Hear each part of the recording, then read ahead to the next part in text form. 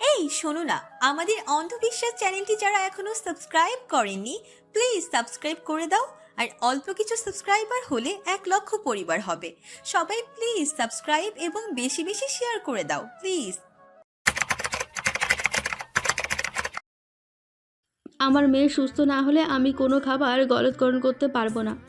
ইয়ান এক দৃষ্টিতে পরীর মুখের দিকে তাকিয়ে আছে। উজ্জ্বল শ্যামা মুখটা অনেক বেশি শুকিয়ে গেছে।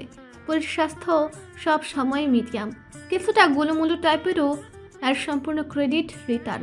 ছোট থেকে সারাদিন পরী আর তিতলির পেছনে ছুটেছে খাবার নিয়ে। রিতা এই বাড়িতে বিয়ে হয়ে আসার পর থেকেই তিতলি বাকিটা সময় তার কাছেই মানুষ হয়েছে। এরপর পরী আসলো, দুজনকে একসঙ্গেই গড়েছে সে। তিতাস রায় আর ইয়ান যে ভালোবাসা পায়নি তা নয়, রিতার কাছে সবাই খুব আদরের ছিল, ঠিক আদরে বিড়াল ছানার মতো। ইয়ান দ্বিধাহীনভাবে হাতে গিয়ে পরীর গালে রাখলো। সরু নাক আর সুচালো থুতনির নিচে আর রক্তিম ঠোঁট, ঠোঁটের উপরে বাম সাইডে একটা কুচকুচে কালো তিল। পুরো মুখ জ্বরের তাপে লাল হয়ে আছে। জ্বরটা জেগে বসেছে কাল সকালে জেগে ওঠার পরে। ভয়ে যে জ্বর এসেছে তা সুস্পষ্ট। যতবার জেগে উঠেছে উত্তেজিত হওয়ার কারণে আবার জ্বর এসেছে। ঘন্টা খানেক আগে জ্ঞান ফিরেছিল, তারপর থেকে আবার জ্বর। একে তো না খাওয়া, শুধু স্যালাইন আর তরল জাতীয় খাবারের উপর আছেও। এভাবে চলতে থাকলে ওর পরিস্থিতি খারাপের দিকে যাবে শুধু। ইয়ানপুরের গালে হালকা চাপড় মেরে ডাকলো, তাজকিয়া, তাজকিয়া। পুরীর কোনো সারা শব্দ নেই। ইয়ান জানে এখন ও একটু হলেও হুঁশে আছে। দুবার ডেকে কিছুক্ষণ চুপ থাকলো। দৃষ্টির একটু নড়চড় হলো না, তার চোখের ভাষা অপ্রকাশিত। Look at তাজকিয়া। গাল আরো কয়েকবার হালকা চাপড় মারার পর পরে চোখের পাতা নড়ে উঠল। পিটপিট করে তাকাতে চাইলো, কিন্তু চোখ বন্ধ হয়ে যাচ্ছে একাই, খুলতে পারছে না। কয়েকবার পিটপিট করে যখন আবারও চোখ বুজে নিল ইয়ান, একই কাজ আবারও করলো। এবারও চোখ পিটপিট করে তাকানোর চেষ্টা করলো। সাথে সাথে দুই চোখ বেয়ে কয়েক ফোঁটা জল গড়িয়ে পড়লো। ইয়ান হাতের বুড়ো আঙ্গুল দিয়ে দুই চোখের পানি মুছে দিল। পানি খাবে? পরীর থেকে কোনো প্রত্যুত্তর আসলো না। ইয়ান আশা করলো না। কপালের জলপটিটা সরিয়ে দিল, অতঃপর বসা থেকে উঠে দাঁড়ালো। মাথাটা উঁচু করে পিঠের নিচে হাত দিয়ে ওকে উঠে বসালো। খুব সন্দর্পণে নিজের বুকের সাথে ওর পিঠ ঠেস দিয়ে বসালো। পানির গ্লাসটা সাইড থেকে নিয়ে পরীকে সাবধানের সহিত পানি খাইয়ে দিল। পরীর আগের থেকে একটু হুঁশ ফিরেছে। একটু পানি খেয়ে ইয়ানের বুকের সাথে আরও মিশে গেল। শরীর ছেড়ে দিল সম্পূর্ণভাবে। মাথাটা ইয়ানের বুকের বাম পাশে থেকে ডান পাশে হেলে গেল। জিভ দিয়ে ঠোঁট ভিজিয়ে ইয়ানের বাম হাতের উপর নিজের শক্তিহীন ডান হাতটা টেনে রাখলো। 3 দিন আগেও লাফিয়ে ঝাঁপিয়ে বেড়ানো মেয়েটা এখন নিতে পড়ে আছে। ইয়ান পারল না ওকে বেড়ে শুয়ে দিতে। অযৌক্তিক অনুভূতিগুলো ইয়ানের শক্ত মনকে আজ নিজের দখলে নিতে সক্ষম। ভালো করে ওর মাথাটা বুকের উপর রেখে বাম হাতটা গালে রেখে খুব নরম শীতল কণ্ঠে ডাকতে চাইল, কিন্তু তারপরও যেন শক্তপোক্ত কণ্ঠ ভেসে এলো পরীর কানে। ঘুমাচ্ছ কেন? চোখ মেলে তাকাও। সারাদিন ঘুমালে অসুস্থ আরও বেশি হবে। জেগে থাকো। পরীর কানে কি কথাটা আদৌ গেল? বোঝা গেল না। আগের মতোই মাঝে মধ্যে চোখ পিটপিট করছে। ইয়ান বুঝলো এভাবে হবে না, ওকে জাগিয়ে রাখা দরকার। কিন্তু জাগলে তো ওসব কথা মনে পড়ছে। কি হয়েছিল সেদিন তাদের তো এখনও অজানা। গ্লাস থেকে হাতে পানি নিয়ে তা পরীর চোখের উপর দিল। পরীর চমকে ঘোলাটে চোখে তাকাতে চাইল, কিন্তু তখনও ইয়ানের হাত পরীর চোখের উপর। পানিটুকু সারা মুখে ছড়িয়ে দিচ্ছে। ভেজা হাত গলায় স্পর্শ করতে কেঁপে উঠল পরী। ঠোঁট নাড়িয়ে চোখ মেলে তাকালো। ঘোলাটের দৃষ্টি ইয়ানের দিকে। পরীর মস্তিষ্ক কাজ করছে না তখনও। গায়ের লোম দাঁড়িয়ে গেছে, এখনও জ্বর পড়েনি। নেতিয়ে যাওয়া শরীর চেষ্টা করলো আরও ইয়ানের বুকের সাথে মিশে যাওয়ার। মুখ ঘুরিয়ে ইয়ানের বুকে মুখ গুজল। বাহুর উপর থেকে হাত সরিয়ে ইয়ানের হাতের নিচ দিয়ে পিঠে দুর্বল হাতটা রাখলো। নড়ে চড়ে বোঝালো তাকে যেন শক্ত করে জড়িয়ে ধরে। শীত করছে তার, কিন্তু ইয়ান কি তা বুঝলো? নাকি বুঝেও সে জড়িয়ে ধরবে না? বিড়াল ছানার মতো আদরে ভাব নিয়ে যে মেয়েটা আসলো তার কাছে, তা নিজের অজান্তেই হোক বা কেন বা খারাপ পরিস্থিতিতে এসেছে তো। কেবিনের দরজার দিকে একবার তাকালো ইয়ান, পরীর মাথায় হাত রাখলো। তাজকিয়া, ঘুমিও না। তোমার আম্মু খাওয়া দাওয়া ছেড়ে দিয়েছে জানো? তুমি অসুস্থ সেই জন্য। এখন যতদিন তুমি না সুস্থ হবে সে এমনটাই করবে। যদি অসুস্থ হয়ে পড়ে তোমার আম্মু, তার শরীর কিন্তু ভালো যাচ্ছে না। Did you hear me? সাড়া দাও। পরি হয়তো ক্ষীণ কণ্ঠে হুঁ করল। ইয়ান আবারও বলল, তার আওয়াজের গম্ভীরতা ঠিকই বিদ্যমান, চেষ্টা করলো নরম কণ্ঠে বলার। Why are you sleeping? তোমার মায়ের সাথে কথা বলা উচিত। মানতে পারবে এটা যে সে অসুস্থ হয়ে হসপিটালে ভর্তি হয়েছে? ইয়ানের এইটুকু সদয় ব্যবহার পরীর কাছে ক্ষণিকের স্বপ্ন হয়ে গেল, বাকিদের কাছে অজানাই রয়ে গেল। তবে একজন বাদে 10 মিনিট পর ইয়ান পরীকে নিজের থেকে ছাড়িয়ে সিঙ্গেল বেডে শুয়ে দিল। পুরুষালী আলিঙ্গন আর মিষ্টি পুরুষালী ঘ্রাণটা হারিয়ে পরীর ভালো লাগলো না। ততক্ষণে সে আবারও ঘুমিয়ে পড়েছে। শরীর দুর্বল থাকায় বারবার ঘুমিয়ে পড়ছে। ইয়ান আরও বেশ কিছু কথা বলেছিল পরীকে, তবে তা কতটুকু শুনেছে পরীর সন্দেহ আছে। শরীর ঘামছে, কিছুটা পরীর জ্বর নামছে। ইয়ান ঘড়িতে সময় দেখে নিল রাত 8টা বাজে। ঢাকা থেকে সোজা হসপিটালে এসেছে। এবার তার যেতে হবে গ্রামে। প্রশ্নের উত্তর চাই তার নামে লিখে রেখেছে মেয়েটাকে, অথচ তার সম্পর্কে অনেক কিছু ইয়ান কেন জানে না। ক্ষোভটা প্রকাশ করবে, কিন্তু তার সন্তর্পণে গোপনীয়তার সঙ্গে ঘুরে পিছিয়ে। 5 মিনিট পর কেবিনের দরজা খুলে ভেতরে আসলো রিয়াদ, রিতা। পেছনে তিতলিও আছে। বাকি সবাইকেই কালকে পাঠিয়ে দেওয়া হয়েছে হসপিটালে থেকে। কি হবে? সকাল বিকাল আনাগোনা লেগে আছে সবার। বিকালের দিকে রায়াদের সঙ্গে এসেছে তিতলি। রায়াদ গ্রামে গিয়েছিল আজ দুপুরে, তাই ওর সাথে এসেছে। তিতার সাথে অন্য কাজে, শয়তানগুলোর ব্যবস্থা করতে। আর মাঝে পরীকে দেখে যেতে ভুলছে না, কিন্তু পরীর উন্নতি হচ্ছে না। ওদের ভেতরে আসতে দেখে ইয়ান উঠে দাঁড়ালো। তিতলি, হসপিটালে থাকার কোনো প্রয়োজন নেই ওর। আমি গ্রামে যাচ্ছি, আমার সাথে যাবে? রিয়াদ কিছুটা সরু চোখে তাকালো। তোমাকে যে কাজটা দিয়েছি সেটা না হয় আগে করো ইয়ান। আমি নিজের কাজ ফেলে রাখতে পছন্দ করি না, তাই এসব নিয়ে আপনার চিন্তা না করলেও হবে। যে কাজ আমি নিয়েছি সেটাতে অন্য কারোর হাত দেওয়াও আমার পছন্দ না। তিতাস ভাইকে কেন ঘোরাচ্ছেন? গম্ভীর রাশভারী কণ্ঠ ইয়ানের। রিয়াদ শেষ সম্পর্কে আর কিচ্ছু বলল না, কথা ঘুরে বলল। ইয়ান তিতলিকে ইশারায় বাইরে যেতে বলল। তিতলি দেরি না করে বাহিরে চলে এলো। এবার ইয়ান পূর্ণ দৃষ্টিতে তাকালো রিয়াদের দিকে। এ যেন চাচা ভাগিনার নীরব যুদ্ধ। ভাইকে না টানলে হতো না? আপনি না কলেজের প্রিন্সিপাল, অথচ কথা বলছেন গ্রামের অবুঝ বুড়োদের মতো।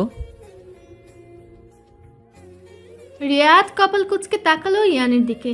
কথাটা তার পছন্দ হয়নি, মুখের অভিব্যক্তি বলে দিয়েছে। রিতার এসবে কান নেই। সে পরীর বেডের পাশে বসে ওর কপালে গলায় হাত দিয়ে নিশ্চল কণ্ঠে বলল, জ্বর নেমেছে পরির আব্বু। রাতে ইঞ্জেকশনটা না দিলে হতো না।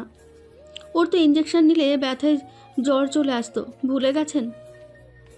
রিয়াদ ইয়ানের থেকে দৃষ্টি সরিয়ে পরীর কাছে এগিয়ে গেল। কপালে গলায় হাত দিয়ে পরখ করলো। ইয়ান ততক্ষণে ঘুরে তাকিয়েছে। যে অবস্থায় থাকুক, কাল বিকালের মধ্যে ডিসচার্জ করে নিয়ে যাবেন বাড়িতে। এখানে থাকলে সুস্থ হবে না। রায়াদের সামনে বেশ কিছুক্ষণ কথা বলে চলে আসলো ইয়ান তিতলিকে নিয়ে। রায়াদ এখানে থাকবে। রাতের পরে ঘুমের ঘুরে উত্তেজিত হয়ে পড়ে। ঘুমের ইঞ্জেকশন দেওয়া যাচ্ছে না, কারণ ওর খাওয়া হচ্ছে না। এরপর যদি পাওয়ারফুল ঘুমের ইঞ্জেকশন পড়ে তাহলে ওর অসুস্থতা বাড়বে বই কমবে না। রাতে বেশিরভাগ সময়টাই রিয়াদ জাগে। রিতা জেগে থাকতে চেয়েও পারে না, ক্লান্ত হয়ে ঘুমিয়ে পড়ে। পরীর উত্তেজিত হয়ে পড়লে তখন আবার ধরফরিয়ে ওঠে। ডাক্তার এবং রিয়াদ দুজনেই বলেছে বিষয়টাকে ওর মস্তিষ্কে আঘাত করেছে প্রচণ্ড রকম। হয়তো এটা থেকে উঠতে ওর অনেক বেশি সময় লাগবে। একটা ফোবিয়া তৈরি হয়ে যাওয়ার সম্ভাবনা 99%। গাড়িতে বসে চুপ করে আছে তিতলি। ইয়ানের সাথে না চাইতেই কথা বলা লেগেছে, এছাড়া তো কথা হয়নি। ইয়ানের গরু গম্ভীর স্বভাব আর ওর চুপচাপ থাকাটার জন্য ওর কথা বলতে ইচ্ছে করছে না। তিতলি ভাবে পরি থাকলে যতই ইয়ান বিরক্ত হতে পারে এটা জেনেও কথা বলা বন্ধ করতো না। কিন্তু গত 2 দিন ধরে মেয়েটার কথাই বলছে না, যা বলছে শুধু কান্না করেই বলছে। তিতলির সাথে তো কথা হয়নি আজ 2 দিন। দীর্ঘ নিঃশ্বাস ফেলল। দুষ্টু মিষ্টি মনটার সাথে কেন এমন হলো? পুরীর মনটা তো সাদা, হে যে গাঢ় দাগ পড়ে গেল। মুছবে কি করে ও? তিতলি শুধু আফসোস করে দিন কাটায়, কেন গেল না সেদিন ওর সাথে? তাহলে তো আজকের এই ঘটনা ঘটতো না। কোথাও না কোথাও নিজেকে অপরাধী লাগছে। মনে হচ্ছে অতীতের সময় যদি ফেরা যেত কখনো, তাহলে সে যে পরীর সাথে যেত। না না, বাড়ি থেকেই যেতে দিত না, কিন্তু তা আর সম্ভব না। তিতলি কান্না করেছে, প্রচুর কান্না করেছে। আদরের বোনটাকে সব সময় আগলে রেখেও আজকের এই দিনে মনে শুধু একটা কথাই আসে, পরী কেন? ও তো প্রচণ্ড সরল সোজা, না আছে হিংসামি। তিতলি আল্লাহকে ডেকে শুধু একটা জিনিস চাই, পরী যেন স্বাভাবিক হতে পারে, আগের মতো হয়ে যেতে পারে। এখন কি হবে তা শুধু সময়ের উপর নির্ভরশীল। রাতে রেওয়াজ খানের সাথে কথা বলতে চাইলেও পরে মুহূর্তে নিজের সিদ্ধান্তের পরিবর্তন এনেছে ইয়ান। রাতে সে রেওয়াজ খানের সাথে দুটো কথা বলে চলে এসেছে রুমে। বাড়িটা এখন কেমন গুমন ভাব ধরে আছে, পরী ছাড়া যেন প্রাণহীন বাড়িটা। তিতলিরও মন বসছে না বাড়িতে, সবারই মন খারাপ।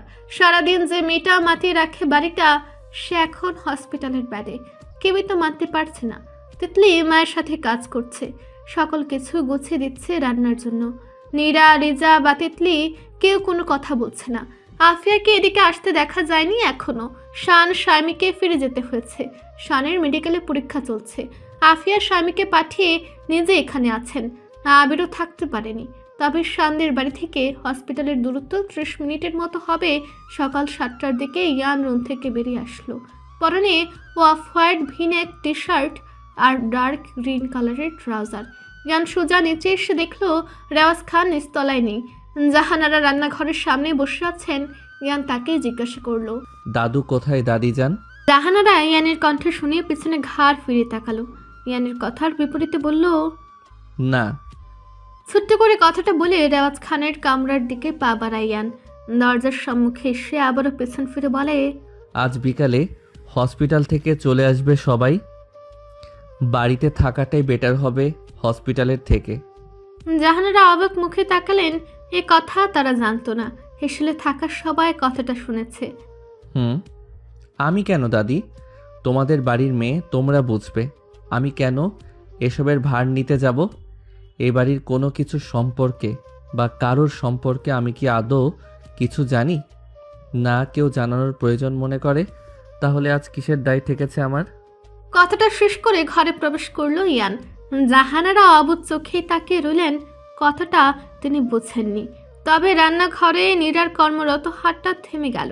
কপালে সূক্ষ্ম চিন্তার রেখা ফুটে উঠল। ইয়ান এমনি এমনি কোনো কথা বলে যাবে না, কম কথা বলবে, তবে সঠিকটাই বলে যাওয়ার মানুষও। নীরা ভাবে কোনো ঝামেলা হয়েছে নাকি। চটজলদি তিনি উঠে আসেন কাছ থেকে। ডাইনিং টেবিলের উপর রাখা তার ফোনটা হাত তুলে রিয়াদের নাম্বারে ডায়াল করতে করতে হেসেলের সামনে থেকে সরে আসেন। ঘরের ভেতরে রেওয়াজ খান পুরনো আমলের চেয়ারে হেলান দিয়ে বসে আছে, এক হাত কপালে, অন্য হাত চেয়ারের হাতলের উপর। ইয়ানের কথা তিনি স্পষ্ট শুনলেন। ইয়ান ঘরের ভেতরে আসতেই তিনি একই ভঙ্গিতে বসে থেকে প্রশ্ন ছুড়ে দিলেন, তুমি কি জানো না আশফিক? কার সম্পর্কে তুমি জানো না, না বলে এত ক্ষোভ প্রকাশ করছো? ইয়ান এসে সামনের চেয়ারে বসলো। ক্ষণকাল তাকিয়ে থাকলো রেওয়াজ খানের দিকে, তবে উত্তর দিল না। রেওয়াজ খান নিজেই কপাল থেকে হাত সরিয়ে চোখ খুলে ইয়ানের দিকে তাকালেন। ইয়ানের মতে গতি বোঝার চেষ্টা চালালেন। কিছু কি জানতে চাও বলো? তুমি কি 8 বছর আগে পুরীর ঘটনার কথা বলছো আশফিক? ইয়ানের নীরব থাকায় যেন রেওয়াজ খান উত্তর পেয়ে গেলেন। মুখবয়ব স্বাভাবিক করে নিলেন তিনি। তারপর কয়েক পল সময় নীরবতায় কেটে গেল দুজনের মাঝে। বিষয়টা আমরা কেউ না জানলেও সেটা ঘটাঘাটি করিনি আশফিক। এর মাঝে যে তুমি জানতে, সেটা কি আমাদের খোঁজখবর নেওয়ার কথা ছিল? ঘরবন্দি ছেলে ছিল, তুমি কি জানতে পারোনি সেটা অবশ্যই এখন আর বিশ্লেষণ করতে পারবো না। ওহো, আইসি। তাহলে তারা এতটাই দুঃসাহসিক যে একবার খানবাড়ির মেয়ের দিকে হাত বাড়িয়ে বেঁচে গেল এবং আবারও একই কাজ করলো। তাদের কাছে তো তাহলে আপনারা কিছুই না। রেওয়াজ খানের মুখ থমথমে হয়ে উঠল। তিনি উত্তর করলেন না। তাদের ধরতে পেরেছো তুমি? কোথায় তারা? রেওয়াজ খানের প্রশ্নের উত্তর আসলো না, অনেকটা সময় পেরিয়ে গেল। তবে রেওয়াজ খান নীরবে খুঁজে নিলেন তার উত্তর। আমি সবটা জানতে চাই। জামশেদ আলী পটুয়ারের সামনে মাথা নিচু করে দাঁড়িয়ে আছে ভোলা। জামশেদ আলী চিন্তায় অস্থির হয়ে পায়চারি করছেন। তার কপালে চিন্তার গভীর ভাঁজ। পেছনে হাত বেঁধে এদিক ওদিক হাঁটছেন তিনি। তার ভাইরাও তাকে এমনভাবে জ্বালায় না যে পরিমাণ এই 3টে ভাই জ্বালালো। মরলে মর, কিন্তু তার ঘাড়ে ঝামেলা চাপিয়ে দিয়ে গেল কেন? ভোলার কথা মতো তাদের নিয়ে যাচ্ছিল, কিন্তু ঢাকার গমন পথে তারা এক জায়গায় দাঁড়িয়েছিল, সেখান থেকে তারা উধাও হয়ে গেছে। ভোলা বুঝেও উঠতে পারেনি এমন কিছু হবে। সে আশেপাশে চষে খুঁজেছে, ওদের পায়নি। প্রায় সারাদিন খুঁজে খুঁজে না পেয়ে ফিরে আসে। ভয়ে ভয়ে এই কথা জামশেদ আলী পটুয়ারিকে জানানোর পর থেকে তার অবস্থা এখন এমন। জামশেদ আলীর মনে হলো তিনি কিছুক্ষণের মাঝে চিন্তায় চিন্তায় হার্ট অ্যাটাক করবেন। বিছানার উপর পড়ে থাকা ফোনটা ছু মেরে নিয়ে কাউকে কল লাগালো। কিছুক্ষণের সময়ের মাঝেই ওপাশ থেকে ফোন রিসিভ হলো। জামশেদ আলী অকথ্য ভাষায় গালাগালি করতে লাগলেন, সালাম আর কালামের নাম ধরে। অতঃপর বললেন, চলে আয়, মরলে মরুকা, আমার কি, আর খোঁজার দরকার নাই। আমার ঘরে আইসা ওদের মরা লাগে। হামজাদারে পাইলে গলা কাইটা দিতাম, নদীতে ফাইসাইয়া দিলে আমার ওই দিন দেহ লাগাইতো না। উপাস থেকে কি বললো তা শোনার প্রয়োজন মনে করলেন না জামশেদ আলী। বিছানায় বসে পড়লেন, পরনে সিন্নু গেঞ্জি আর সাদা বর্ডারের লুঙ্গি। তিনি অগ্নিদৃষ্টিতে তাকালে ভোলার দিকে খ্যাক করে উঠে বললেন, খার আইতো সুকান, চোখের সামনে থেকে যাও কইতাছি, তোরে মায়েরা ভূতে পাশা ডাকমু।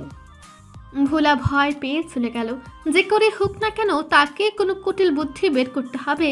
তাড়াতাড়ি, না হয় তার উপর থেকে রাগ নামবে না জামশেদ আলীর। জামশেদ আলীর স্ত্রী তখন ঘরে আসলেন। হাত পুরুষ শাড়ি পরা, তার গাল ভরা পান, ঠোঁট লাল হয়ে আছে পান খাওয়ার তুপে। স্বামীর পাশে এসে বসলেন তিনি। পান চিবাতে চিবাতে বললেন, মাথা গরম কেন করেন? ঠান্ডা মাথায় কাজ না করলে দেহেন ঠাডা পড়ব আপনার গড়ে তোলা পদে। জামশেদ আলী কান দিলেন না স্ত্রীর কথায়। জামশেদ আলী কান দিলেন না কি স্ত্রীর কথায় তা বোঝা গেল না। তার মাথা এখনো রাগে দপদপ করছে।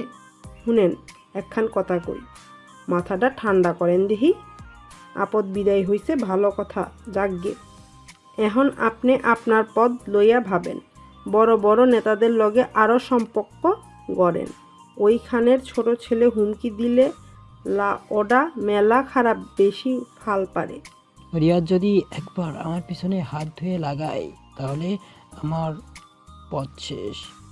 হের লাইগেই তো কইছি, যান নেতাদের লইগা সম্পর্ক গড়েন, আরও দরকার হয় বাড়িতে লইয়া আহেন, পর্দা ঠিক রাখেন, তারপর ওদের ব্যবস্থা করা যাইব গা। আর সাওয়ালরে ফোন দেন দেখি, ও সব ঠিক কইরা দিমু। সোনার টুকরা সাওয়াল আমার। জামশেদ আলী মনে মনে তাই ঠিক করলেন। এখন ঠান্ডা মাথায় কাজ করতে হবে। ছেলেকে আসতে বলা যাবে না, সে যাবে ঢাকা। তখন 7 কিংবা 8 বছরের মাঝামাঝি ছিল পুরীর বয়স। পুরীর জীবন ছিল প্রজাপতির মতো রঙিন, 7 রঙা রংধনুর মতো রঙিন। সারা রাত বৃষ্টির পর মেঘলা আকাশ কেটে যেয়ে যখন স্বচ্ছ নীল আকাশ শুকে দিত, আর এক ফালির নতুন সূর্যের আলো এসে স্নিগ্ধময় পরিবেশ সৃষ্টি করত, আবার দিনের শেষ প্রহরের আগ মুহূর্তে আকাশে রঙা আকাশে সাদা মেঘের ভেলা খণ্ড খণ্ড ভাবে ভেসে বেড়াতো, ঠিক তেমন হাজার সুন্দর স্নিগ্ধতায় মোড়ানো উদাহরণে পুরীর জীবন পরিপূর্ণ ছিল। পুরীর নামটা যেন ওর জন্য সার্থকতা পেয়েছে। ঠিক যেমন ছিল রেওয়াজ খানের ছোট্ট আদরের মেয়ে পরি ফাহমিদা। দুজনের স্বভাব, একই চেহারা, 80% মিল ছিল। গায়ের রঙে ছিল দুজনের বিস্তর ফারাক। গায়ের রঙে এই দুজনকে আলাদা করত। মায়াবী মুখের অধিকারী পরি ফাহমিদা ছিল অপরূপ সৌন্দর্যের প্রতীক। গায়ের রং ছিল কাঁচা হলুদের মতো। সূর্যের আলোতে তার মায়াবী মুখটা চিকচিক করত। সারাদিন সূর্যের আলোতে থেকেও তার গায়ের রঙে একটু মলিনতা দেখা যেত না। অশান্ত প্রকৃতির গ্রামে একদল ছেলে মেয়েদের সাথে ছুটে বেড়ানো ছিল তার কাজ। পরি পেয়েছে তার ফুপির স্বভাব, আচার আচরণে যেন তা বারবার চোখে আঙ্গুল দিয়ে দেখিয়ে দেয়। ছোট্ট থেকেই পরে ছুটন্ত স্বভাবের, সারা বাড়ি ছুটে বেড়াতো সে। ব্লাউজ আর ঘাগরা পরনে, পায়ে পায়েল, দুহাতে দুমুঠো রেশমি চুড়ি, কানে কানে দুল, গলায় মালা, সব সময় পুতুলের মতো সাজিয়ে রাখত রিতা ওকে। এ যেন এক জীবন্ত মায়াবী পুতুল। রিয়াজ যখন বাড়ির সদর দরজায় পা রাখত, কোত্থেকে পরে ছুটে আসতো হাত বাড়িয়ে। আগে তাকে কোলে নিতেই হবে, আর রিতা পেছন পেছন আসতে আসতে সাবধানী বানিয়ে ছুটতেন। পরি কতবার বলবো দৌড়ে যাবে না, বাবা কি চলে যাচ্ছে? পড়ে গেলে বুঝবে মজা, বেঁধে রাখবো, তখন একটা কথাও কানে নেয় না। রিতার পেছন পেছন আসতো তিতলি, ছোট বাবার দিকে হাত বাড়িয়ে দিয়ে চকলেট চাইতো। এটা যেন তাদের নিয়মিত রুটিন। ভাত খাওয়ার থেকেও এটা বেশি গুরুত্বপূর্ণ। রাশেদও যখন সন্ধ্যার পর বাড়িতে পা রাখতো, একইভাবে হামলে পড়তো দুজনে। পরীর মাঝে অবুঝপনা থাকলেও তখন তিতলির বয়স ছিল 11। মায়ের চোখ ফাঁকি দিয়ে সব সময় বাড়ির বাইরে যেতে যেত, কিন্তু রিতা ধরে ফেলতেন। কিন্তু কতদিন? রিয়াদ, পরি আর তিতলির জন্য আব্দুল চাচা আর রহিম চাচাকে ঠিক করে দিলেন। পরি যখনই বাড়ি থেকে বেরোতে চাইতো, তিতলির সাথে থাকতো, আর রহিম ও আব্দুল চাচারাও থাকতেন। সেদিনও সময়টা ছিল বিকাল। পরীর চুলগুলো দুটো বেনি করে তিতলির চুল বেঁধে দিচ্ছিলেন রিতা। পরি মায়ের বিছানার উপর দাঁড়িয়ে লাফাচ্ছিল, ওর সামনে বলছিল, আম্মু তাড়াতাড়ি করো না, দেরি হয় না। রিতা চুলে বেনুনি পাকাতে পাকাতে বলে, হ্যাঁ তো, তুমি অনেক গুরুত্বপূর্ণ কাজে যাচ্ছ, দেরি হয়ে যাচ্ছে। পরি থামলো। নীল হলুদের সংমিশ্রণে রশ্মি চুটিতে পরিপূর্ণ হাত দুটো কোমরে রেখে দাঁড়ালো। গ্রামে ঘুরতে যাওয়া কি গুরুত্বপূর্ণ না আম্মু? বিকাল চলে গেলে কিভাবে খেলবো গিয়ে বলো তো? তুমি কিছুই বোঝো না। উফ, তিতলি ফিক করে হেসে দিল পরীর কথায়। তখন ঘরে রেজাও প্রবেশ করলেন। রিতা সতর্ক বাণী ছুড়ে বললেন, পরি, গুরুত্বপূর্ণ হবে। মা, গুরুত্বপূর্ণ হলেই হবে। তোমার বাবাকে বলবো? ঠিকটা উচ্চারণ করো। বলো বলে বাবা আমাকে কিছুই বলবে না, আমি তোমাকেই বকা শোনাবো। রিতা কিছু বলবে তার আগেই পরি বিছানা থেকে নেমে দরজার সামনে যেয়ে দাঁড়ালো। ঘাগরা উঁচু করলো 2 হাতে, তারপর ভেঙে বলল, গুরুত্বপূর্ণ। পরি, তবে রে। রিতা হেসে কুটি কুটি, সাথে তিতলিও হাসছে। রিতা ফুস করে শ্বাস ছেড়ে বললেন, এই মেয়ে যে বড় হলে কি দুষ্ট হবে, একে সামলাবো কিভাবে আমি? বাড়ি থেকে বেরিয়ে এসে গ্রামের আরও সব ছেলে মেয়েদের মিলে তারা বড় মাঠে গেল। সেখানে কানামাছি খেলার কথা থাকলেও আজ লুকোচুরি খেলা শুরু হলো। টস করে একটা মেয়ে হলো পরীর বয়সী। সবাই তাকে সঠিক জায়গায় দাঁড় করে এদিক ওদিক ছুটতে লাগলো। পরীর সাথে তিতলি আর রায়তা ছিল। পরী আজ সেই ঝুঁকি নিল না। 2 দিন আগে সে কাছে কুলি লুকিয়ে প্রথমে ধরা পড়েছিল। সে কখন চোর হতে চাইতো না, পছন্দ না তার। সেদিন তো তিতলি ইচ্ছাকৃত প্রথমে ধরা দিয়েছিল, তাই তিতলিকে নিয়েই দৌড়াতে লাগলো। তিতলি নিষেধ করলেও শুনল না, হাত ধরে যেতে লাগলো বাগানের গভীরে। এইদিকে রায়তার মাঝে একটা বড় গাছের আড়ালে লুকিয়ে পরিদেরও রাখলো। কিন্তু পরি ওর ডাক উপেক্ষা করে চলে গেল ভেতরে। এটাই যেন ওর কাল। এগিয়ে যেতে যেতে এক জায়গায় লুকালো। ওরা খেয়াল করলো না ওদের থেকে অনেকটা দূরে কিছু গাঁজাখুরি মানুষরা বড় বট গাছের নিচে বসে আছে। ওদের নজরে ওরা আগে এসেছে, তাই তো চুপ করে একে অপরের মুখ চাওয়াচাওয়ি করেছিল। পরীরা একটা গাছের আড়ালে লুকিয়ে ওকে দিতে লাগলো। তিতলি ওর পাশে দাঁড়িয়েছিল। পরি, এখানে থাকা ঠিক না। মাঠ থেকে কিন্তু অনেক দূরে আছি আমরা। চল এগিয়ে যাই সামনে। আমরা যেতে যেতে কেউ না কেউ ধরা পড়ে যাবে। তিতলি দি, আর একটু দাঁড়াও, তারপর যাব। তিতলিও দাঁড়িয়ে থেকে পরীর পাশে। তখনই তাদের পেছন থেকে কেউ বলে, কি বাচ্চারা, লুকোচুরি খেলছো তোমরা? পরি তিতলি দুজনে ঘুরে দাঁড়ায় কারোর কণ্ঠস্বর পেয়ে। একজনকে দাঁড়িয়ে থাকতে দেখে ভ্রু কুচকায় পরি। সময় সাপেক্ষে সবার সাথে সহজে মিশতে পারে না ও। ভ্রু কুচকানো দেখেই বোঝা যাবে এই লোক আর তার কথা তার পছন্দ হয়নি।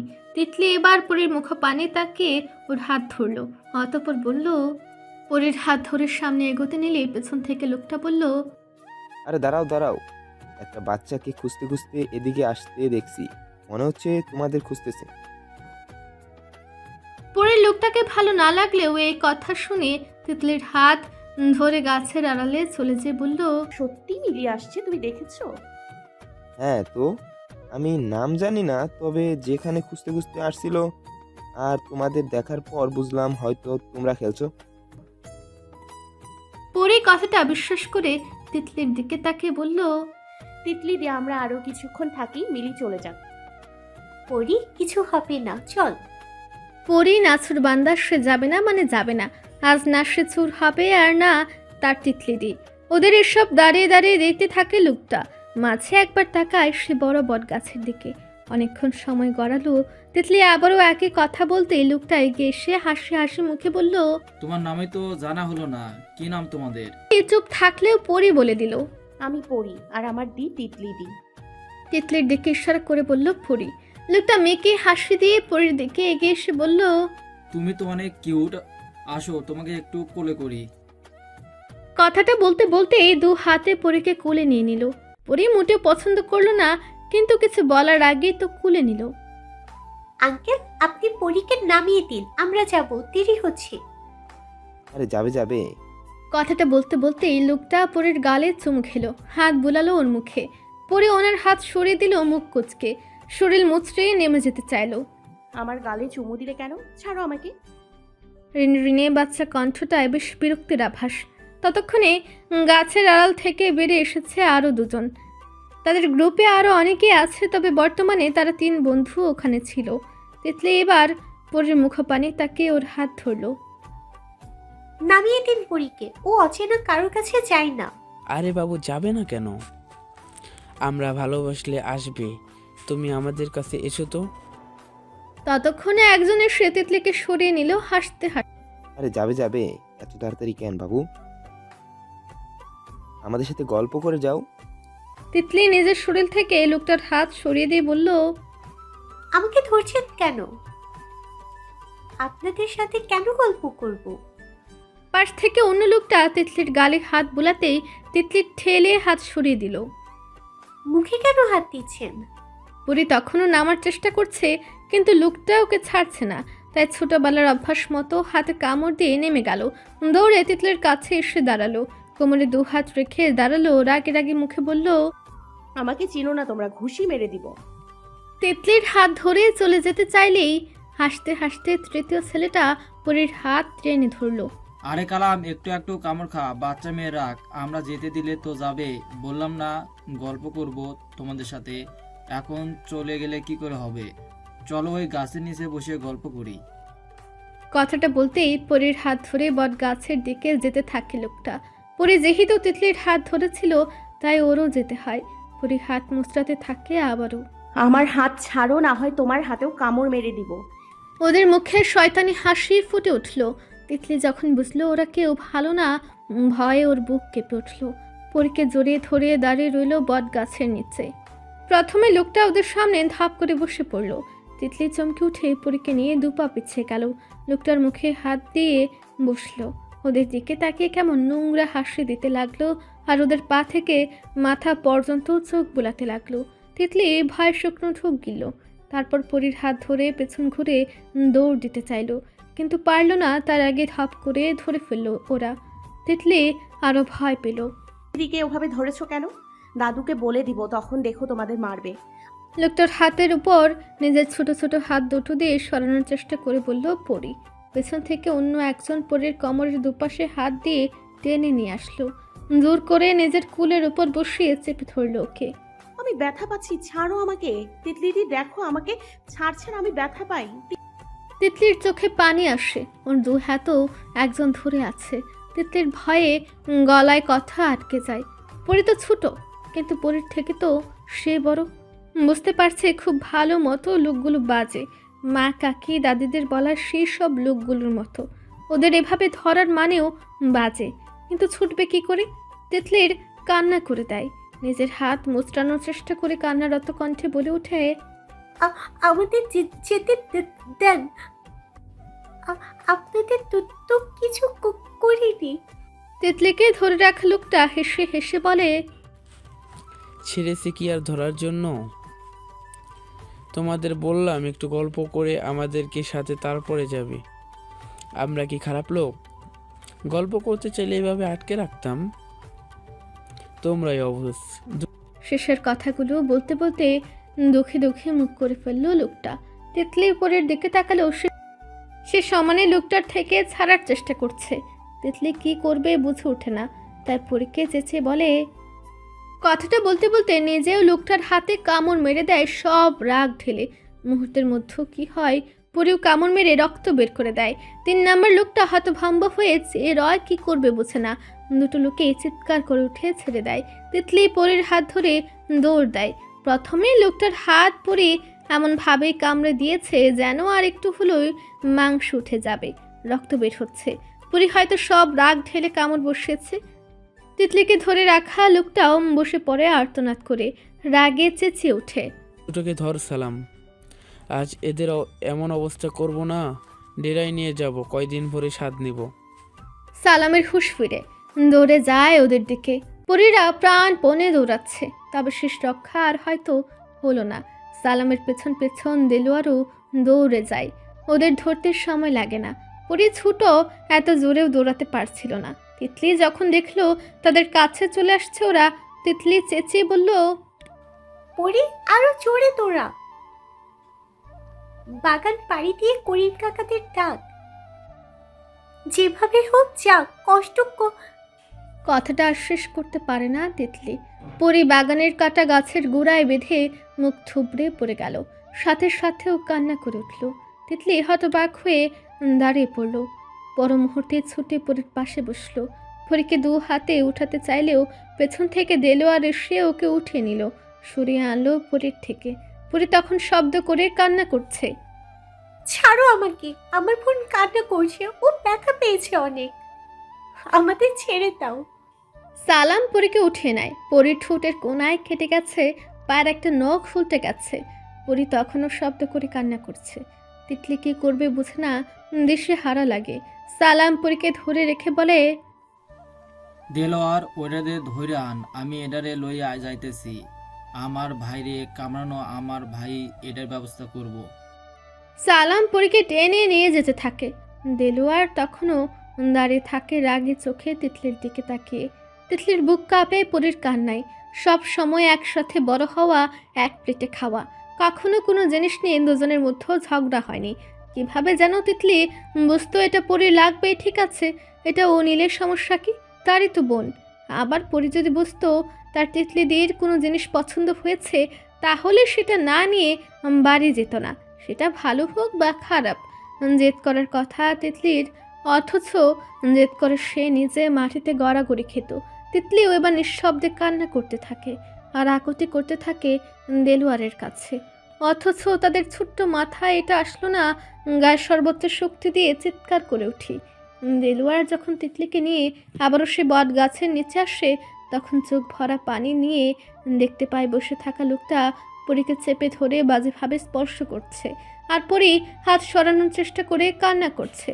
পরীকে যখন পাতার উপর শুয়ে দেয়, তখনই তিতলি ঠিক থাকতে পারে না, জোরে চিৎকার করে ওঠে। সে বুঝে যায় এখন কিছুই করতে পারবে না একা, বড়দের সাহায্য লাগবে।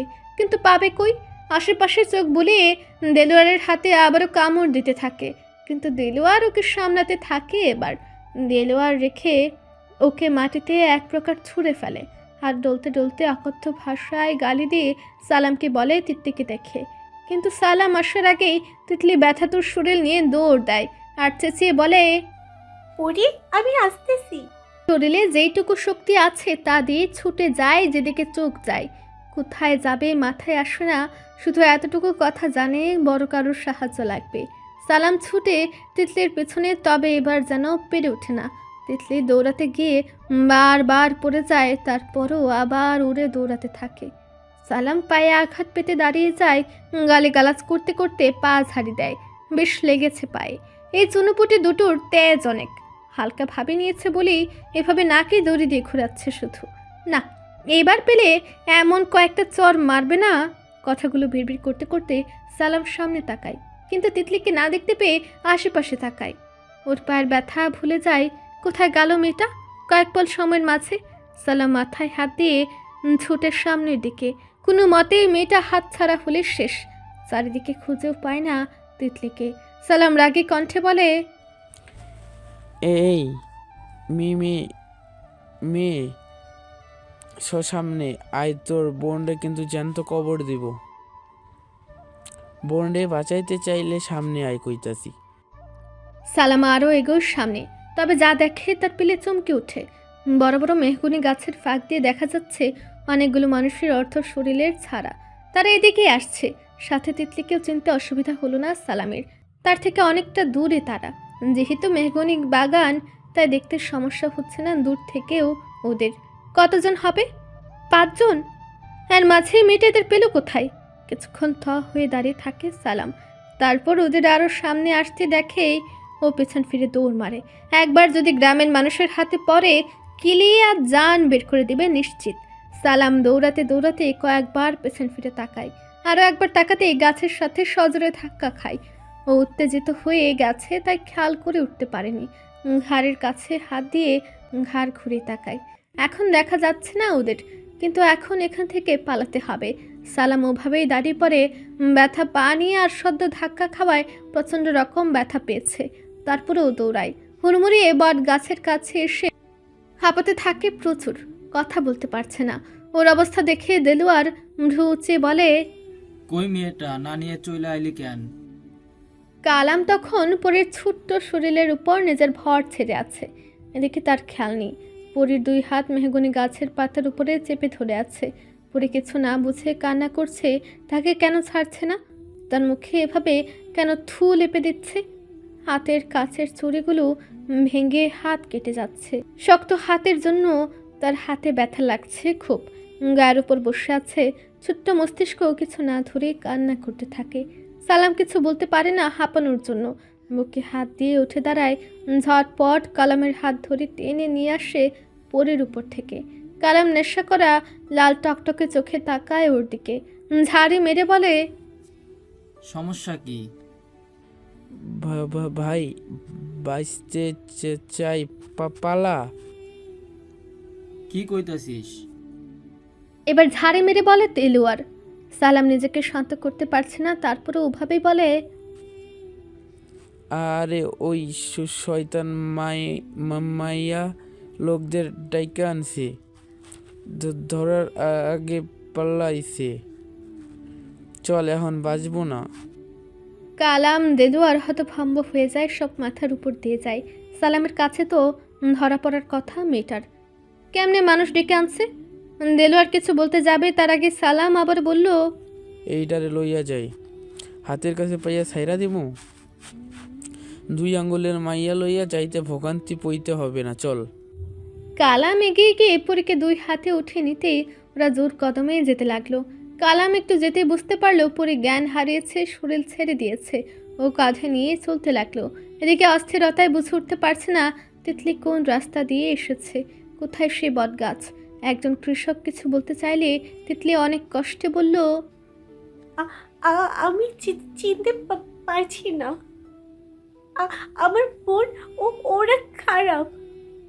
ওই বট গাছ, বড় বড় বট গাছ। তুমি কি বড় বট গাছের কথা কইয়াতেছ? এই বাগানের বড় বট গাছ আছে ওইটা? তিতলি শুধু ঘাড় নাড়ায়। অনেক বেশি ভয় এবং দৌড়ানোর কারণে হাঁপিয়ে গেছে ও।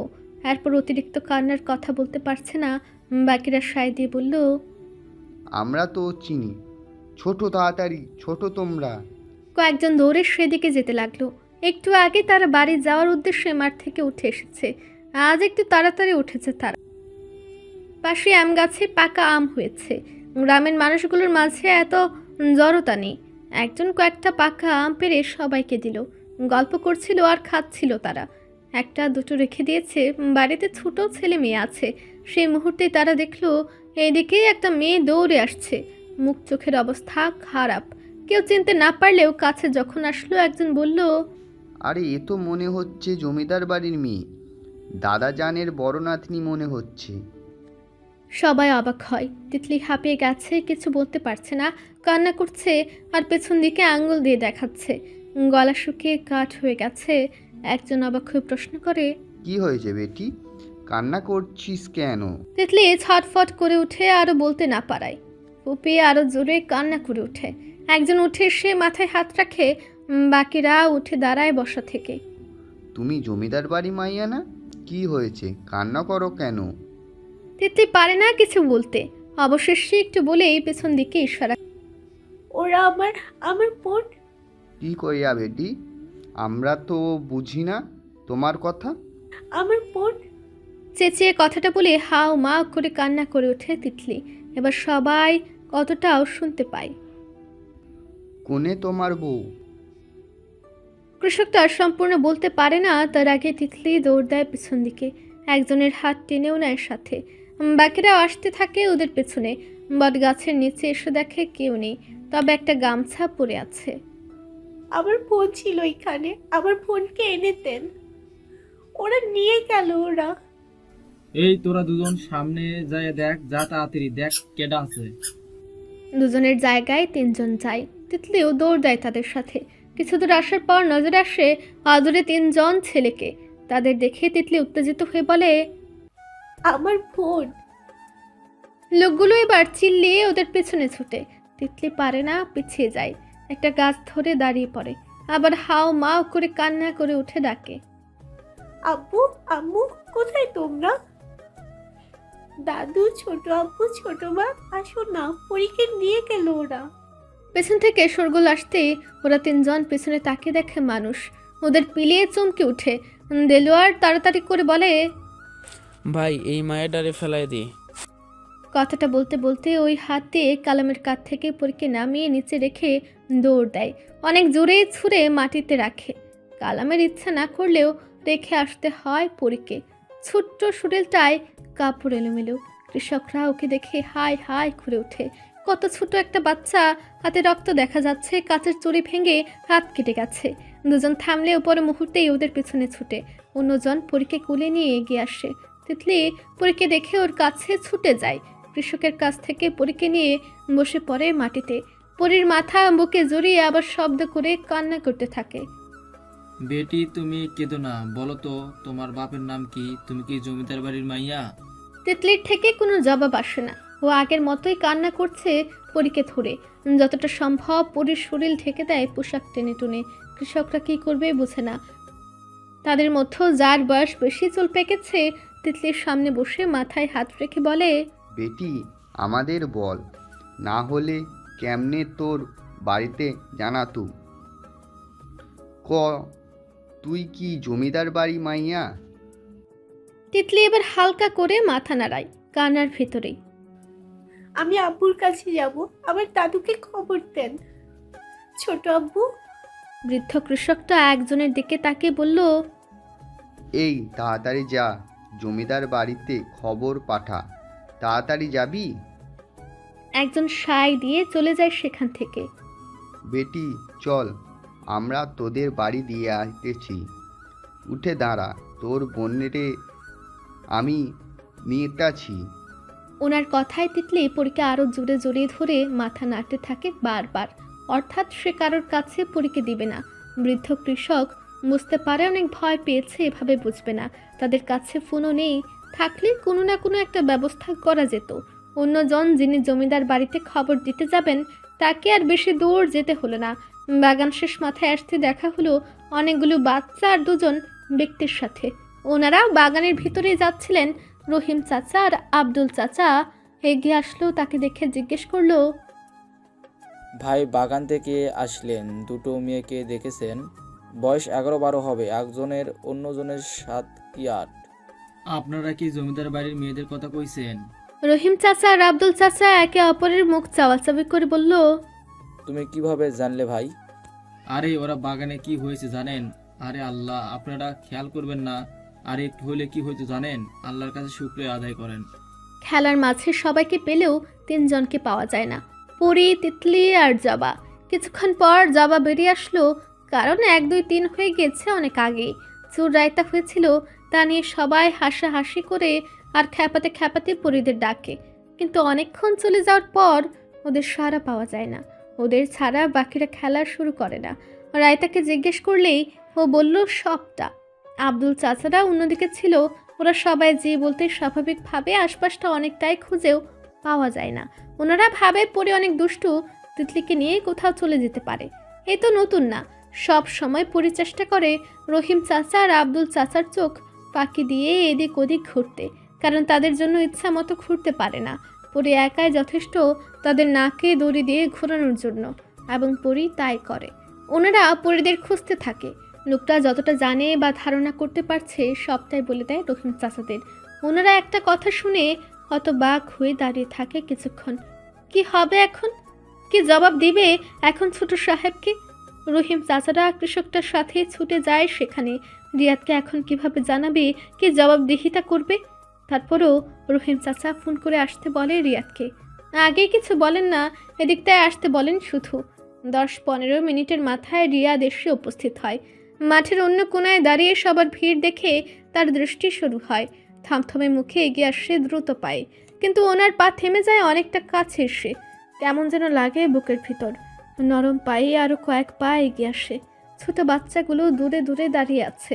আব্দুল চাচা পুরীর জ্ঞান ফেরানোর চেষ্টা করছেন। পাশে তিতলি কান্না করছে বসে।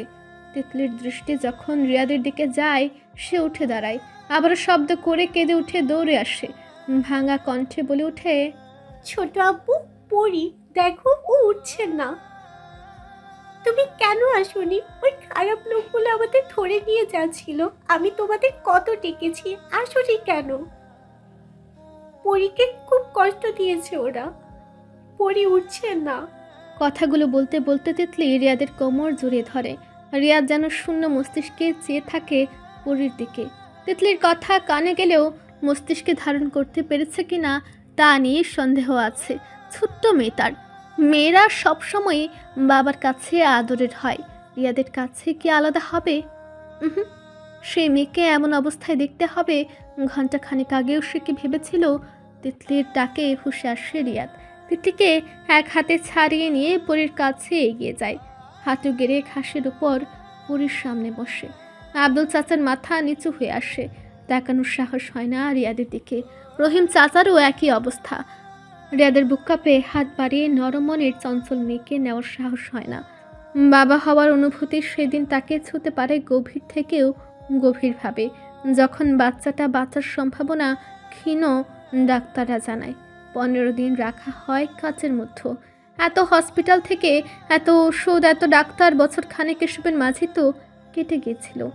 মাসে 3 বার যখন ডাক্তারের কাছে নিয়ে যেতে হতো, একদিন গাড়ির ভেতরেই থাকতে হুট করে একটা ডাক কানে আসে, বা বা বাবা। পৃথিবীর সব থেকে সুখময় সময়টা হয়তো তখন ছিল। ছোট্ট প্রাণটা আস্তে আস্তে বড় হয়। সারা বাড়ি ছোট ছোট হাত পা মেলে হেঁটে বেড়ায়, দৌড়ে বেড়ায় আর খিলখিল করে হাসে। খিলখিল হাসির শব্দটা রিয়াদের কানে বাজতে থাকে। কাপা হাত বাড়িয়ে দিয়েও থেমে যান তিনি। অগ্নি দৃষ্টিতে তাকায় আব্দুল চাচার দিকে, হুঙ্কার দিয়ে উঠে, আমার মেয়ের এই অবস্থা কেন? কে করেছে? কোথায় ছিলেন আপনারা? আপনাদের কি জন্য রেখেছি? পরীকে জাপটে নিজের বুকের সাথে মিশিয়ে নেয় রিয়াদ। আব্দুল চাচা কিছু বলতে পারেন না, আরও মাথা নিচু করে নেন। তিতলি এগিয়ে এসে রিয়াদকে আবারও জড়িয়ে নেয়। রিয়াদ এক হাতে তিতলিকেও জড়িয়ে নেয়। আর পরের সময়টা ছিল শোচনীয়। রিতা আরও বেশি সেন্সিটিভ হয়ে পড়ে পরীকে নিয়ে। সময়ের সাথে সাথে পরী সব ভুলে যায়। ঘটনাটা হয়ে ওঠে ওর কাছে দুঃস্বপ্ন। মাঝে মধ্যেও স্বপ্ন দেখে, রাতে উঠে যেত। ওর কাছে ওটা শুধু দুঃস্বপ্ন নামে পরিচিত হয়ে যায়। কিন্তু পরী ঠিকই মনে মনে ভাবতো, স্বপ্ন বুঝি এতটা বাস্তব হয়? আমার মতো মনে হয় এমন হয়েছিল কখনো? রিতা পরীকে বাড়ির বাহিরে যেতে দেয় না। বাড়িতে থেকেও চোখের আড়াল হলে তার চিত্ত হয়ে উঠত উতলা। দ্বিগুণ থেকেও দ্বিগুণ হয় রিতার উপর পরীর নির্ভরশীলতা। এতে সম্পূর্ণ রিতার কারণে মার মন কেউ কিছু বলতে পারেনি। প্রত্যেকটা মানুষেরই আত্মনির্ভরশীল, আত্মসংযমী হওয়া আবশ্যক, কিন্তু পরী পুরোটাই রিতার উপর ডিপেন্ডেবল ছিল। এটাই যেন কালে কালে পরীর কাল হয়ে দাঁড়ালো আজ। পুরো কামরা জুড়ে নীরবতা ছড়িয়ে আছে অনেকটা সময় ধরে। দুজন মানুষের মাঝে বাক্য বিনিময় হচ্ছে না। রেওয়াজ খান তাকিয়ে আছে ঘরের কোনো একদিকে। ইয়ানের সরু দৃষ্টি তার দিকেই। সে যে কিছু বলবে তা বোঝা যাচ্ছে। রেওয়াজ খান না তাকেও বুঝতে পারলেন বিষয়টা। ইয়ানের প্রত্যেকটা পদক্ষেপ ঠিক তার ছোট ছেলের মতো। ছোটবেলা থেকেই ইয়ান ছিল রিয়াদের কুল ঘেঁষা। রিয়াদের প্রত্যেকটা মুভমেন্ট ফলো করা ছিল তার অন্যতম কাজ। এছাড়াও রিয়াদের সঙ্গে থেকে বাস্তববাদী শিষ্টাচার, সব পরিস্থিতি সামলানো থেকে শুরু করে সবটা রিয়াদকে দেখে শেখা। বিএসের মতো গ্রুপ ইন্ডাস্ট্রি শুরু করেছেন, যেখানে ধাপে ধাপে প্রত্যেকটা সেক্টর উদ্বোধন করা, সেগুলো সামলানো, ভালো মন্দ এক হাতে দেখেছেন। এমন কোনো সেক্টর নেই যেটা বিএসএ নেই। কোনো কুসংস্কারে বিশ্বাস করেন না, নারীদের অধিকার মানেন। গ্রাম থেকে কুসংস্কার দূর করে শিক্ষার আলো ছড়িয়েছেন। সেখানে নিজের বাড়ির মেয়েদের সেফটি কাট করেননি, নিজেদের রক্ষার অবলম্বন শেখাননি। হাও রেওয়াজ খান শান্ত চোখে ইয়ানের মুখপানে চাইলেন। তার কি আসলেই কিছু কিছু বিষয়ে ব্যর্থতা আছে? থমথমে হয়ে উঠল ওনার মুখের আদল। কোনো কিছুই বললেন না, দৃষ্টি সরিয়ে নিলেন আবারও। বুক টান টান করে ইয়ান উঠে দাঁড়ালো, ট্রাউজারের পকেটে 2 হাত গুজল, শটান দাঁড়িয়ে থেকে গম্ভীর মুখভাবে সব সময়ের মতো বজায় রেখে বলল, আপনাদের গড়ে তোলা সোসাইটির মিথ্যা অভিযোগের ভাষা গর্জন আর গোপনে প্রতিবাদ আমার অর্জন। আপনাদের এই তোষামদি সোসাইটি আমি ছোট থাকতেই আমি করেছি বর্জন। আপনারা যেই নীতি মেনে চলেন আমি সেই নীতির ধারের কাছেও যাই না, আর না সেই নীতি আমাকে স্পষ্ট করার স্পর্ধা দেখায়। কথাটা বলে রেওয়াজ খানের কোন কথার অপেক্ষা না করে জ্ঞান বেরিয়ে যায় ঘর থেকে। এবার তার নিয়মে চলবে তার এই জীবনের প্রতিটা পার্ট এবং পার্টের সাথে জড়িত প্রতিটা মানুষ। সবাই না, যেই মানুষগুলো একান্ত ইয়ানের সাথে জড়ানোর সম্ভাবনা রাখে। রেওয়াজ খান তার যাওয়ার পথে চেয়ে রইলেন, কপালে তার সূক্ষ্ম চিন্তার ভাঁজ। পাকাপোক্ত একটা ব্যবস্থা নিতে হবে।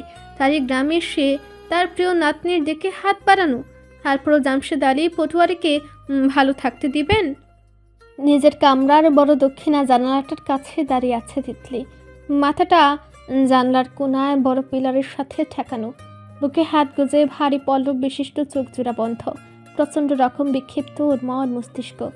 জীবনের 19টা বছরের সে শুধু একজনকে নিজের শব্দ দিয়ে ভালোবেসেছিল, ঘর কোনো একটা মেশে। কোনো পুরুষকেই কখনো মন দেওয়ার সাহস বা ইচ্ছা কোনোটাই হয়নি। যখন জানতে পারলো সেই নির্দিষ্ট ব্যক্তির কথা যে তার স্বামী হিসেবে চিহ্নিত হলো, তাকে কিশোরী মনটা না দিয়ে কি আদৌ থাকা যায়? মোটেই না। সেও দিয়েছে যার কথা ভাবলেও সে লজ্জায় মুখ লুকাতো। ভাবতো যখন তাদের বিয়ে হবে তিতলি কিভাবে তাকাবে লোকটার দিকে, একান্ত আপন লোক হবে তার। আচ্ছা, লোকটা যখন তাকে প্রেম বিনিময় করবে তখন ঠিক কতটা লজ্জা পাবে তিতলি? মুখ তুলে তাকাতে পারবে? একান্ত মানুষটা যখন শক্ত আলিঙ্গনে বাঁধবে তাকে, বিয়ের পরে কি হবে, কিভাবে জীবন কাটবে, তিতলি কি করবে, সব কিছু সে যেন নিজে সাজিয়েছিল। কল্পনাতেই তার আর তার একান্ত সেই মানুষটার সংসার সাজিয়েছিল সে। কিন্তু এমনটাই কেন হতে হলো? তিতলি যেতে পারে না রায়দের সামনে। সেদিনের পর আর পরেনি, ইচ্ছাকৃতভাবে রায়দের সামনে যায়নি সে। কিন্তু পরে হসপিটালে থাকাকালীন দেখা হয়েছে বহুবার। তবে পরিস্থিতি ছিল অস্বাভাবিক। একে তো মনের এমন বিক্ষিপ্ত অবস্থা, তার উপর প্রিয় স্নেহের বোনের সাথে এমন একটা ঘটনা। তিতলির চোখের সামনে ভেসে ওঠে সে 8 বছর আগের কথা। কি বিভৎস ছিল সেদিনটা। তিতলির চোখের পাতা ভিজে উঠে তিতলি কাপা কণ্ঠে চোখ বন্ধ অবস্থায় সুর টেনে গায়, আমি তোমারও সঙ্গে বেঁধেছি আমারও প্রাণ সুরের বাঁধনে। তিতলির চোখের পাতায় আজ সকালটার কথা মনে পড়ল। রাত এসেছিল, না চাইতেও নিজের ঘর থেকে বের হতে হয় তিতলিকে। আর ঠিক রায়াতের ঘরের সামনে দিয়ে যাওয়ার সময়টাতেই রায়াত বেরিয়ে আসে। মুখোমুখি হয় সে আবারও। মাথা নিচু করে পাশ কাটিয়ে চলে যেতে নিলেই রায়াত ডেকে ওঠে। ওর কণ্ঠে স্পষ্ট দ্বিধা ছিল। তিতলির বুঝতে অসুবিধা হলো না, দাঁড়িয়ে পড়ল। তবে দৃষ্টি বা ওর ভঙ্গির পরিবর্তন আসলো না। মাথা নিচু করে বাক্যহীন দাঁড়িয়ে রইল। তিতলি যে 2 পা এগিয়ে গিয়েছিল, রায়াত নিজেও 2 পা এগিয়ে গেল ওর সম্মুখে। তারপর দ্বিধা কাটানোর প্রচেষ্টা চালিয়ে বলে উঠল, তিতলি, তুমি কি ব্যস্ত? জি না, কিছু লাগবে? রায়াদের কথার উত্তরের শান্ত শীতল কণ্ঠে বলল তিতলি। তবে রায়াদের মুখে পানে চাইল না। রায়াত একটুক্ষণ চুপ থেকে বলল, অ্যাকচুয়ালি তোমার সঙ্গে কিছু কথা আছে, যদি আসতে। তোমার কোনো কাজ না থাকে যদি। জি বলুন, শুনছি। রায়াত একবার আশেপাশে চোখ বুলিয়ে বলল, আমার ঘরে চলো। রায়াদের কথা এবার মাথা উঠালো তিতলি। ওর জায়গায় কি অন্য কেউ থাকলে রাগে করা কথা শুনে দিত এমন কথার বিপরীতে, কিন্তু ওর তো রাগ নেই, তাহলে কি আছে অভিমান? সেটা করা কি আদৌ মানায় ওর? ও তো কিছু হয় না রায়দের, আর না রায় তেমন কিছু মনে করে, আর রায় তো কখনো ওকে নিয়ে তেমন কিছু ভাবেইনি। তাহলে কোন অধিকারে ওর অভিমান মানায়? অভিমান তো তাদের উপর হয় যারা একান্ত নিজের এবং শুধুই নিজের মানুষ হয়। আই আন্ডারস্ট্যান্ড, এই পরিস্থিতিতে হয়তো কথা বলা মানায় না, তবে আমি তারপরে বলতে যাচ্ছি। রাদের কণ্ঠে দৃষ্টি ফিরে নিল তিতলি, তারপর আগের মতো শান্ত শীতল কণ্ঠে শুধু বলল, এখানে আমার রুমে গেলে কি সমস্যা হবে? তিতলি রাদের চোখের দিকে তাকালো, কিন্তু বলতে পারল না।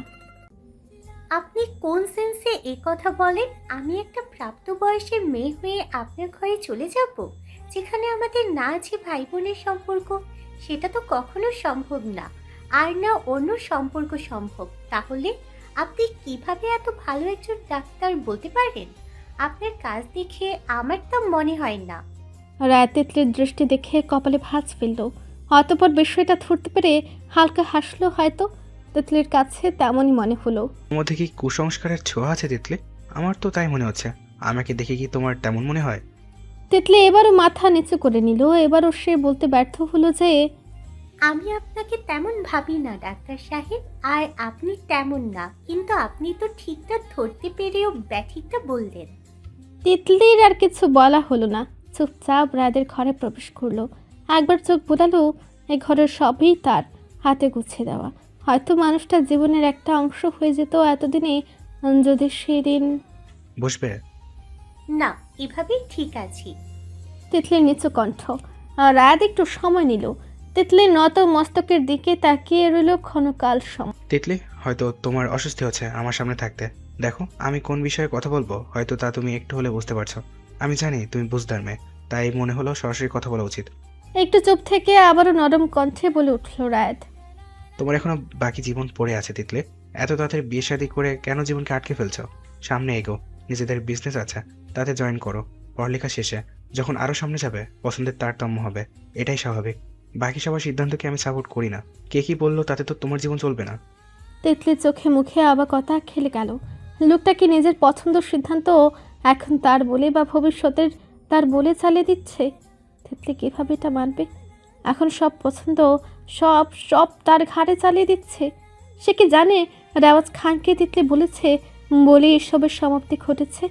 তিতলি যদি এই মুহূর্তে যে রেওয়াজ খানের কাছে আর্জি জানায় সে তার মেছো নাতিকে বিয়ে করতে চায়, তো আজ এই পরিস্থিতিতেই বিয়ে হয়ে যাবে, সে যতই রায় না করুক। অথচ এখন সে কি বলছে?